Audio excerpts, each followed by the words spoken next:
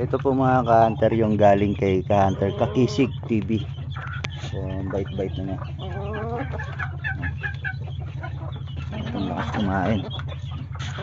Grabe.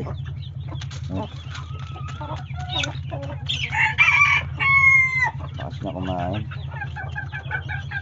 Thank you so much, ka-hunter Kasipag TV. Sa binigay mo sa aking regalo. Pakakaingatan ko to, ka-hunter, at aalagaan, at sana maihuli ko to next season. Maraming salamat. Please mga ka-hunter, papalo naman po si Kagisig, Kasipag TV sa kanyang YouTube channel. Thank you so much, ka-hunter. Sana magkita pa tayo muli, at sana ikaw naman makadayo dito sa akin. Yan.